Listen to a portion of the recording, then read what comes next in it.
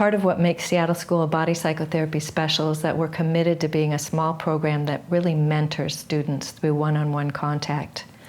We want to ensure a thorough learning experience so that people can go out into the world and take the work in a confident way that reflects their own unique offering.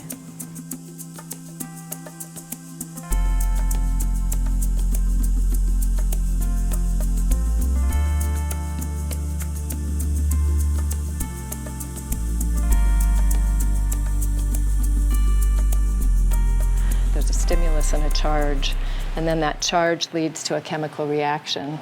And that chemical reaction begins to influence what we believe about the world around us even before we have a coherent thought process. And our muscles have done whatever it does for so long that we hold it in our body structure. So that's how we end up recreating our patterns over and over in our life, our patterns of relating, or how we believe the world is and how we fit into it. Unless you get soothed in all of the things that happen to you, when a charge happens and there's a discharge and you get soothed and comforted to know that it's safe again, the body will hold on to the charge, the electrical charge that goes through the system, through the muscles. And so in core, we're going to open the system back up, all those muscles that were held, and we provoke some of those old holding patterns, and we move them through, so that we don't always have to be reacting to the old stuff anymore. The memories come and the material comes, and then we have the stuff to work with and to begin to change and re-educate the system.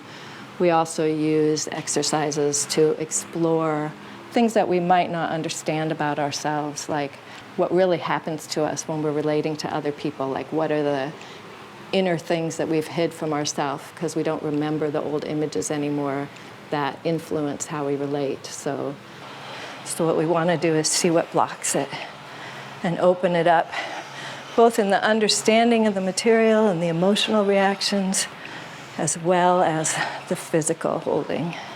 The thing that we're looking for is what does this remind you of? When have you felt this way before? We're always tracing back, what are the different ways that they're structuring their energy in their system?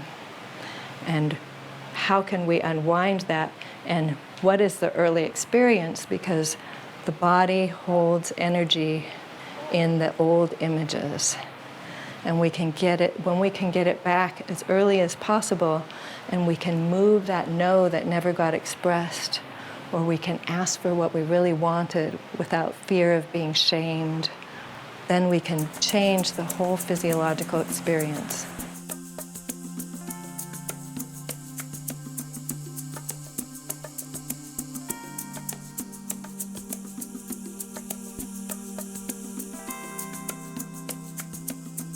True imagination is the realm of the soul.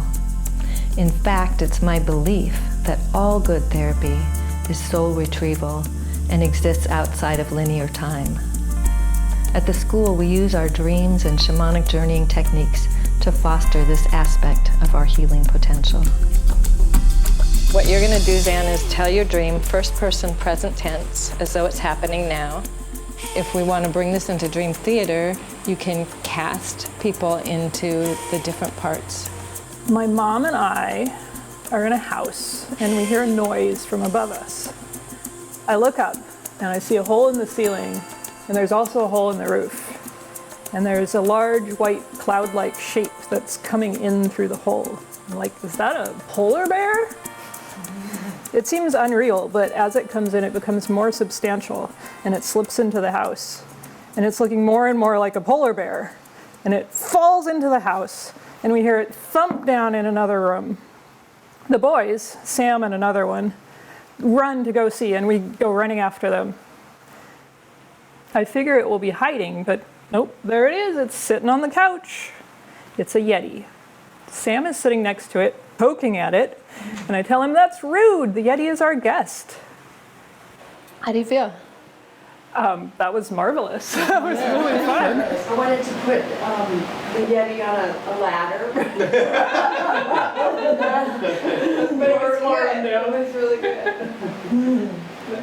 Does my polar bear Yeti have anything to say? Yeah. It was really fun to embody the different parts of that. It's like, just be Miss And then like, oh, more barely, we're getting like, we're solid. And then go from being outraged to being poked to being like, right, yes. They're supposed to be polite too, but not the same Yeti, mostly. So it's almost like magical beings have all these range of feelings. Yeah. And the magical being then mirroring the expectations that are put on them. Right.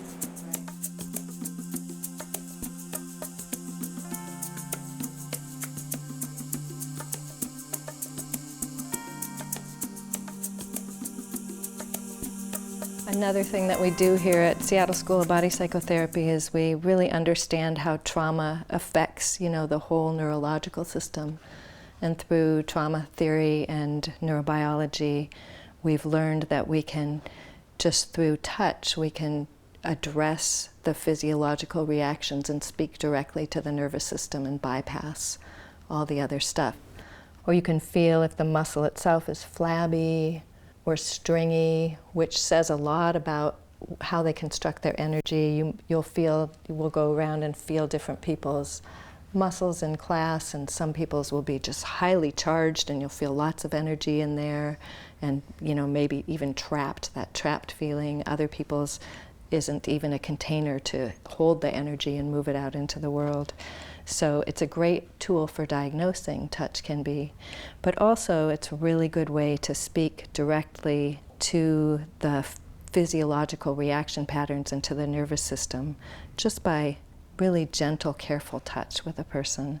So I'm going to ask you to maybe come to her and just say she's been kind of out of her system and really upset, and just see how you can place your hands to help her feel the containment of her body again. So you don't need to move it all, but just bring your hands a few different places and just wait there.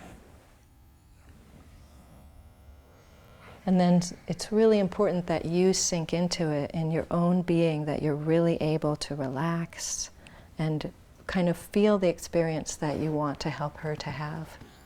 And just stay really gentle. And then just feel that in yourself, that deep sense of relaxation and safety.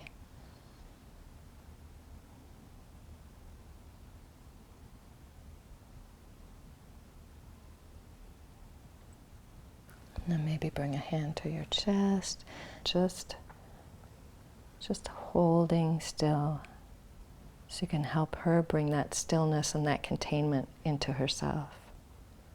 Beautiful, really good job.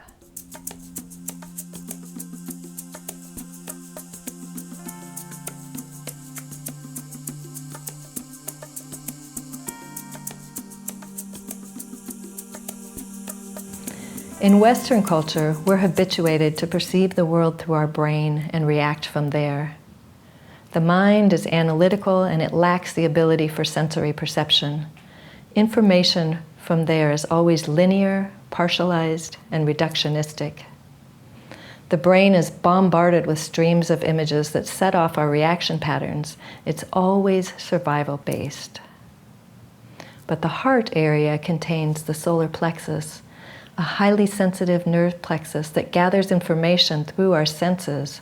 And when we learn to perceive from our heart and to explore the world with our focus of attention from here, the heart thinks about the information and then sends it to the brain, which thinks about the information and how to respond and then sends it back to the heart.